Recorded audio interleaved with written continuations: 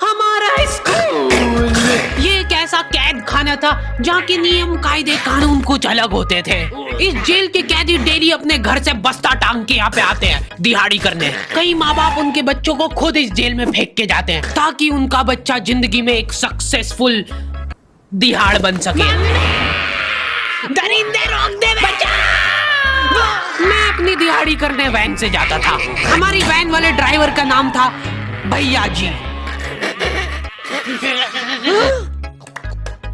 और उसकी वैन का नाम था मैजिक, जिसका हर दूसरे दिन टायर पंचर हो जाता था। बच्चे लोग स्कूल जाके पढ़ना सीखे ना सीखे टायर पंचर बनाना जरूर सीख जाते थे।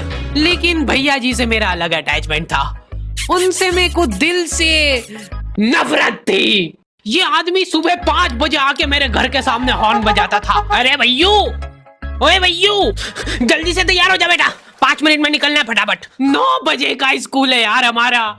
लेकिन ये आदमी सुबह सबसे पहले आके मेरे को लेता था। उसके बाद हम 3-4 घंटे पूरे शहर भ्रमण पे निकलते थे। शहर के पूरे आखिरी कोने से बच्चे ले लेके आता था ये आदमी। जहाँ पे वैन जा भी नहीं सकती उधर कूदा कूदा के ले जाता था ये, और फिर टायर पंचर हो जाते थे। शाम पड़े वापस से हमको घर घर छोड़ के आता था ये। जिंदगी बर्बाद कर दी थी भैया जी ने मेरी। सबसे पहले लेते थे और सबसे आखिर में छोड़ते थे। लेकिन मैं फिर भी उसी वैन में जाता था क्योंकि चमेली भी हमारी वैन में आती थी। और बात यह है कि वो मेरे पास ही बैठती थी, मतलब मजबूरन। उसके पास और कोई ऑप्शन ही नहीं बचता था और मैं बचाता भी नहीं था। मैं घर पे जाते से जो 2-3 घंटे मेरे को सोने के लिए मिलते थे उसमें सोता नहीं था और मैं प्लानिंग करता था कि कैसे चमेली सिर्फ मेरे पास बैठे। चमेली सबसे आखिर में आती थी और मैं सबसे पहले सुनसान वैन में चढ़ के बस्ता अपने पास में रख के और फसर के सो जाता था। बाकी सारे बच्चे अपना बस्ता गोदी में रखते थे क्योंकि तुम्हारे बाप की वैन नहीं है, मतलब मेरे भी नहीं थी। पर मेरे ऊपर भैया जी को तरस आ जाता था कि बेचारा 5 बजे से आया है, तो वो सोने देते थे। अरे कैसे चला रहा है ये गाड़ी? रुक जा, गाड़ी चलाना नहीं आती क्या? देखो, आदमी इतना तभी चिढ़ता है जब उसकी जिंदगी में कोई लड़की ना हो। नहीं है ना? नहीं, मैं समझ सकता हूँ लड़की ना होने का दुख दर्द। मैं भी किसी जमाने में लड़कियों की तलाश में गली मोहल्ले भटकता था। फिर एक दिन मेरे पास से वो निकली। जैसे ही मैंने हैपन खोल के देखा उसकी आईडी मेरे फोन पे चमक रही थी। हैपन ये एक रियल लाइफ डेटिंग ऐप है। यहाँ पे तुमको वो लोग मिलेंगे जो तुम्हारे आस पड़ोस से निकले हो कभी न कभी। 100 किलोमीटर दूर रहने वाले लोगों से बात करके फायदा ही क्या जब तुम मिल ही ना पाओ। और अगर तुम्हारी घिनौनी शक्ल देख के यहाँ पे तुमसे कोई प्यार मोहब्बत नहीं भी करता है तो तुम फ्रेंडशिप तो कर ही सकते हो फिर भी। So go and check it out happen, link is in the description. लेकिन मैं सोता नहीं था। मैं आंख बंद करके चमेली के घर का इंतजार करता था। तो क्योंकि चमेली आखिरी में आती थी तो वैन पूरी पैक पुक हो रखी होती थी। बच्चे बाहर उबल रहे होते थे और मैं अपना बस्ता पास में रख के एक्टिंग देखो एक्टिंग। और जैसे ही वो आती थी, हड़बड़ाना नहीं, ऐसे टाइम पे हड़बड़ाते नहीं है कि फटाफट बैग उठाया और आओ इधर बैठो जल्दी। मत करना ये हरकत, भाग जाएगी वो। ठरक नहीं झलकना चाहिए जरासिक भी, एकदम सटल रखना है। क्या हुआ? और कहीं जगह नहीं है क्या? तेरे मुंह में मूत दूंगा मैं। अच्छा ठीक है, इधर ही बैठ जाओ। देख रहे हो एक्टिंग देखो तुम लौंडे की। ना जाने कौन सी नशीली खट्टी मीठी खुशबू लगा के आती थी चमेली। आज तक उसकी खुशबू है मेरी नाक में। मैं वो खुशबू का पूरा मजा ले ही रहा होता हूँ, इतने में एकदम भभका बास आती है निकाह से। जैसे ही मैं बाहर झांकता हूँ, मरा हुआ कुत्ता पड़ा है वहाँ पे। एक काली कार सूख करके निकली और मेरे बच्चे को मार दिया। कैसे करके निकली? शुक। ऐसे नहीं निकली थी, मैं यहीं पे खड़ा था।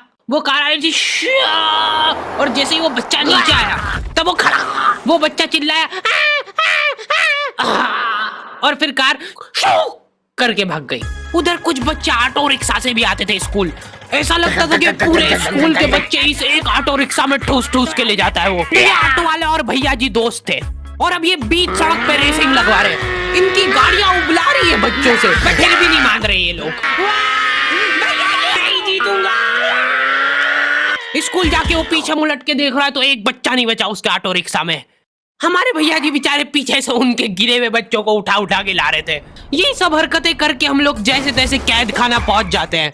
सुबह 5 बजे से निकलने के बावजूद हम लोग लेट पहुंच रहे हैं वहाँ पे पहुंच के हमने देखा कि 4 लौंडे मरे हुए पड़े हैं जिनको डॉन ने मारा है। डॉन हमारे स्कूल की इंचार्ज थी। डॉन का कद छोटा था और पेट मोटा था और आश्चर्य की बात यह है कि समय के साथ उसकी हाइट कम हो रही थी। मतलब बड़े नहीं बड़े वो चलता है एक बार को, पर इसकी कम हो रही थी। डॉन बहुत स्ट्रगल करके कार से स्कूल आती थी खड़े होके, क्योंकि बैठ जाए तो उसको सामने की सड़क नहीं दिखती थी। वो अलग बात है, खड़े होके भी पूरा नहीं दिखता था। हर रोज 2-4 कुत्ते कुचलते हुए आती थी वो। फिर मेरे को समझ आया कि रास्ते में जो कुत्ते दिखे थे वो डॉन इस कैद खाने में छत पे बैठी रहती थी स्नाइपर लेके। कोई भी कैदी कुछ गलत गतिविधि करता हुआ दिखता था तो वहीं पे, मैडम इनकी लाश का क्या करना है? अरे ये तो आपको पता ही है। कहाँ रह गए थे यार झमू दीदी? फटाफट ये खून वून साफ करो। झमू दीदी बुलेट से स्कूल आते थे और ये अफवाह फैली हुई थी पूरे स्कूल में कि उनके घर पे मर्सिडीज भी है, लेकिन झमू दीदी हम्बल रहना पसंद करते हैं।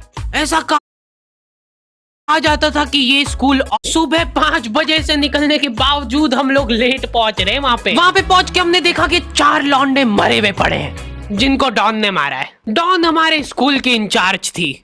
डॉन का कद छोटा था और पेट मोटा था और आश्चर्य की बात यह है कि समय के साथ उसकी हाइट कम हो रही थी। मतलब बड़े नहीं बड़े वो चलता है एक बार को, पर इसकी कम हो रही थी। डॉन बहुत स्ट्रगल करके कार से स्कूल आती थी खड़े होके, क्योंकि बैठ जाए तो उसको सामने की सड़क नहीं दिखती थी। वो अलग बात है, खड़े होके भी पूरा नहीं दिखता था। हर रोज 2-4 कुत्ते कुचलते हुए आती थी वो। फिर मेरे को समझ आया कि रास्ते में जो कुत्ते दिखे थे वो डॉन इस कैद खाने में छत पे बैठी रहती थी स्नाइपर लेके। कोई भी कैदी कुछ गलत गतिविधि करता हुआ दिखता था तो वहीं पे, मैडम इनकी लाश का क्या करना है? अरे ये तो आपको पता ही है। कहाँ रह गए थे यार? वो अलग बात है, खड़े होके भी पूरा नहीं दिखता था। हर रोज 2-4 कुत्ते कुचलते हुए